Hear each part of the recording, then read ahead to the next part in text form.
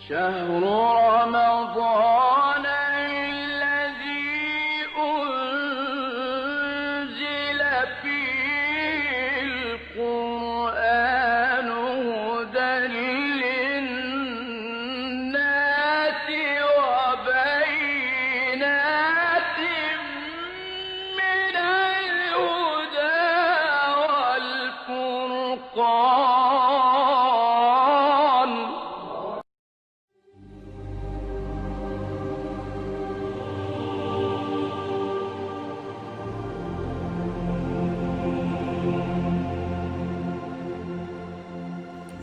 بسم اللہ الرحمن الرحیم۔ قرآن کا موضوع انسان ہے۔ اللہ پاک سورہ الانبیاء میں فرماتے ہیں، لوگوں ہم نے تمہاری طرف ایک ایسی کتاب بھیجی ہے جس میں تمہارا ہی ذکر ہے، کیا تم عقل سے کام نہیں لیتے؟ کتنی عجیب بات ہے کہ اللہ تعالیٰ اپنی کتاب کا مرکزی موضوع انسان کو قرار دے رہا ہے۔ یہ اللہ تعالیٰ کی انسان سے محبت کی انتہا کا بیان ہے، اور اس سے بھی نرالی بات یہ ہے کہ انسان اس کتاب کو بغیر سمجھے ہوئے پڑھے جا رہا ہے، جس میں اسی کے بھلے اور فائدے کی باتیں ہیں، اور وہ ان کو جاننے کی خواہش بھی دل میں پیدا نہیں ہونے دیتا۔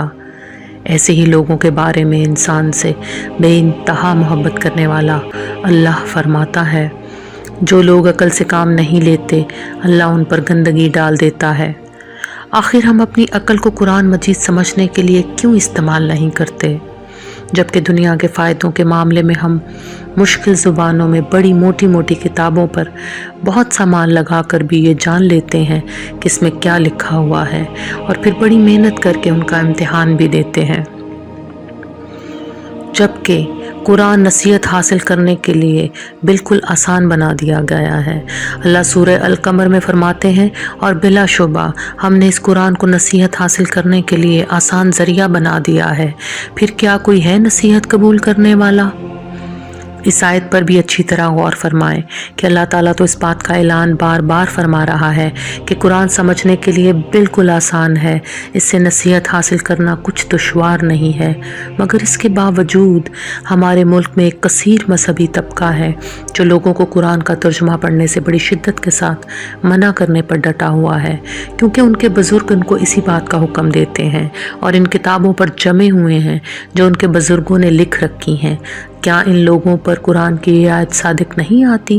اللہ سورہ توبہ میں فرماتا ہے، انہوں نے اپنے علماء اور درویشوں کو اللہ کے سوا اپنا رب بنا لیا ہے، یعنی جس کو وہ حلال کہہ دیں وہی ان کے لیے حلال ہے، اور جس کو وہ حرام کہہ دیں وہی ان کے لیے حرام ہے۔ اللہ تعالیٰ کا حلال اور حرام کے بارے میں کیا حکم ہے اس کو وہ خاطر میں نہیں لاتے۔ ایسے لوگوں کی ذہنی کیفیت کچھ اس طرح کی ہو چکی ہے۔ سورہ محمد میں اللہ فرماتا ہے، کیا ان لوگوں نے قرآن پر غور و فکر نہیں کیا یا ان کے دلوں پر تالے لگے ہوئے ہیں؟ اب ہم قرآن کریم کی چند مزید صفات کے حوالے سے اس بات کو اجاگر کرتے ہیں کہ قرآن کو بغیر سمجھے پڑھنا کتنا خسارے کا معاملہ ہے۔ قرآن کا ایک نام ہے الفرقان، یعنی حق اور باطل میں فرق کرنے والا۔ اللہ سورہ فرقان میں فرماتا ہے، یہ نہایت بابرکت ہے وہ اللہ جس نے یہ قرآن حق و باطل میں فرق کرنے والا اپنے بندے محمد صلی اللہ علیہ وسلم پر نازل کیا تاکہ سارے جہان والوں کے لیے خبردار کر دینے والا ہو۔ اسی طرح قرآن کا ایک نام الہدا ہے، جس کا مطلب ہے مکمل رہنمائی و ہدایت۔ حقیقت یہ ہے کہ یہ قرآن وہ راہ دکھاتا ہے جو بالکل سیدھی ہے۔ جو لوگ اسے مان کر بھلے کام کرنے لگیں انہیں یہ بشارت دیتا ہے کہ ان کے لیے بڑا ہی اجر ہے، اور جو لوگ آخرت کو نہ مانیں انہیں خبر دیتا ہے کہ ان کے لیے ہم نے دردناک عذاب تیار کر رکھا ہے۔ قرآن کا ایک نام احسن الحدیث بھی ہے، جس کا مطلب ہے بہترین کلام یا خوبصورت بات چیت۔ اللہ نے بہترین کلام اتارا ہے، ایک ایسی کتاب جس کے تمام اجزاء ہم رنگ ہیں اور جس میں بار بار مضامین دہرائے گئے ہیں۔ اسے سن کر ان لوگوں کے رونگٹے کھڑے ہو جاتے ہیں جو اپنے رب سے ڈرنے والے ہیں، اور پھر ان کے جسم اور ان کے دل نرم ہو کر اللہ کے ذکر کی طرف راغب ہو جاتے ہیں۔ اسی طرح اللہ نے اس کا ایک نام احسن التفسیر رکھا ہے، جیسے بہترین انداز میں اپنی بات کھولنے والی کتاب۔ اور منکرین کہتے ہیں کہ اس شخص پر سارا قرآن ایک ہی وقت میں کیوں نہ اتار دیا گیا؟ ہاں، ایسا اس لیے کیا گیا ہے کہ اس کو اچھی طرح ہم تمہارے ذہن نشین کرتے رہیں، اور اسی غرض کے لیے ہم نے اس کو ایک خاص ترتیب کے ساتھ الگ الگ اجزاء کی شکل دی، اور اس میں یہ مصلحت بھی ہے کہ جب کبھی وہ تمہارے سامنے کوئی نرالی بات یا عجیب سوال لے کر آئیں تو اس کا ٹھیک جواب بر وقت ہم نے تمہیں دے دیا اور بہترین طریقے سے بات تم پر کھول دی۔ قرآن کا ایک نام الذکر ہے، نصیحت، یاد دہانی۔ یہ ایک بڑی برکت والی کتاب ہے جو اے نبی ہم نے تمہاری طرف نازل کی ہے تاکہ یہ لوگ اس کی آیات پر غور کریں اور عقل و فکر رکھنے والے اس سے نصیحت حاصل کریں۔ اسی طرح قرآن میں تمثیلی انداز میں باتیں بتانا چاہی گئی ہیں تاکہ لوگ غور کریں۔ سورہ حشر میں اللہ فرماتا ہے، یہ مثالیں ہم لوگوں کے سامنے اس لیے بیان کرتے ہیں کہ وہ اپنی حالت پر غور کریں۔ پھر قرآن ایمان میں اضافہ کرنے کا باعث ہے۔ قرآن میں الانفال، سورہ الانفال میں اللہ فرماتا ہے، سچے اہل ایمان تو وہ لوگ ہیں جن کے دل اللہ کا ذکر قرآن سن کر لرز جاتے ہیں، اور جب اللہ کی آیات ان کے سامنے پڑھی جاتی ہیں تو ان کا ایمان بڑھ جاتا ہے اور وہ اپنے رب پر توکل کرتے ہیں۔ ذرا چند ساتھ اس بات پر غور فرمائیں کہ کیا بغیر سمجھے قرآن پڑھتے ہوئے کبھی آپ پر یہ کیفیت پیدا ہوتی ہے جو اوپر بیان ہوئی ہے؟ رمضان المبارک میں آپ پورا قرآن سنا اور سنایا جاتا ہے، مگر آپ جانتے ہیں کہ پڑھنے اور سننے والوں میں سے کسی میں بھی ایمان کا اضافہ نہیں ہوتا اور نہ کسی میں اللہ کا خوف پیدا ہوتا ہے۔ اس کے علاوہ نبی پاک صلی اللہ علیہ وسلم کو کہا گیا، اور اے نبی، تمہارے رب کی کتاب میں سے جو کچھ تم پر وحی کیا گیا ہے اسے جوں کا تو سنا دو، کوئی اس کی باتوں کو بدل دینے کا مجاز نہیں، اور تم اس کے سوا کہیں کوئی جائے پناہ نہ پاؤ گے۔ پڑھ کر وہی تحریر سنائی جاتی ہے جو سمجھ میں آتی ہو۔ اگر آپ کسی مجمع یا محفل میں ایسی زبان میں تقریر شروع کر دیں جو حاضرین کو نہ آتی ہو تو وہ آپ کی طرف توجہ نہ دیں گے اور محفل سے اٹھ کر چلے جائیں گے۔ مزید دیکھیں کہ اللہ تعالیٰ اپنے رسول کو کس قدر تاکید کے ساتھ سارے کا سارا کلام لوگوں کو سنا دینے کا حکم فرما رہا ہے، اور ساتھ ہی اس کلام کی دو صفات کا ذکر فرما رہا ہے۔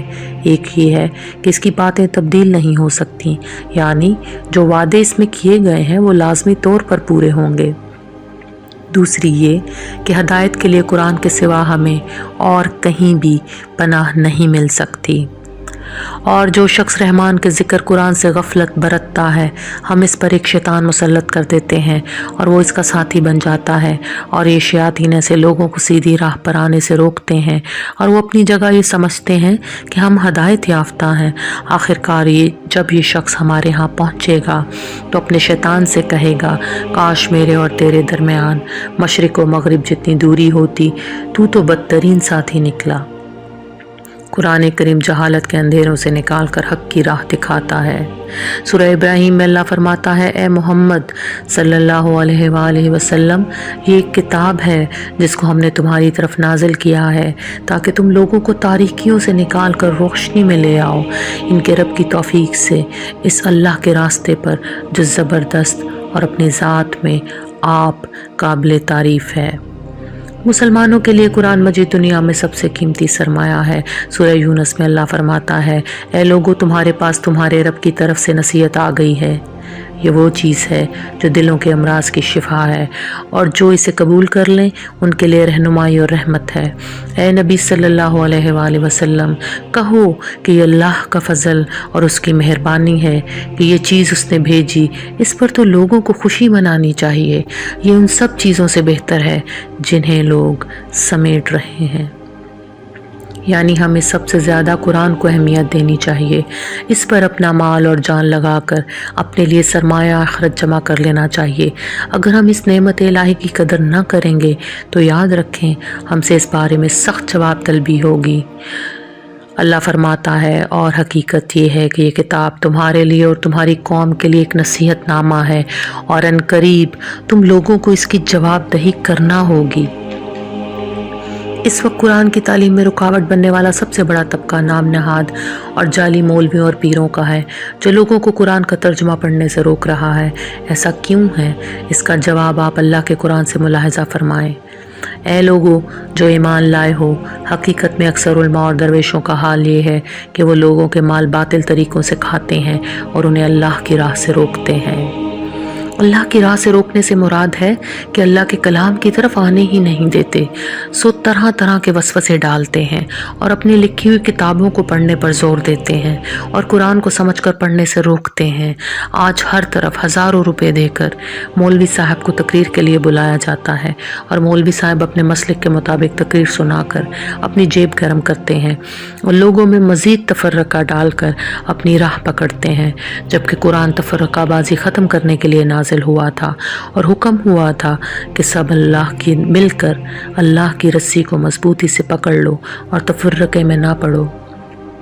سورہ آل عمران میں اللہ فرماتا ہے، کہیں تم ان لوگوں کی طرح نہ ہو جانا جو فرقوں میں بٹ گئے اور کھلی کھلی واضح ہدایات پانے کے بعد پھر اختلافات میں مبتلا ہوئے۔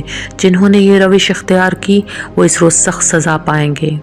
یاد رکھیں، اگر ہم نے قرآن کو مضبوطی کے ساتھ نہ پکڑا اور اس کی تعلیمات کو خود اور اپنے نسل اور قوم کو یاد نہ کروایا تو ہمارا انجام دنیا اور آخرت میں بد سے بدتر ہوتا رہے گا، اور روز قیامت اللہ کے رسول صلی اللہ علیہ وآلہ وسلم ہمارے اس حال کی صرف ایک ہی وجہ بتائیں گے اور وہ یہ ہوگی، اور پیغمبر صلی اللہ علیہ وسلم فرمائیں گے کہ اے میرے رب، یقیناً میری قوم کے لوگوں نے اس قرآن کو چھوڑ رکھا تھا۔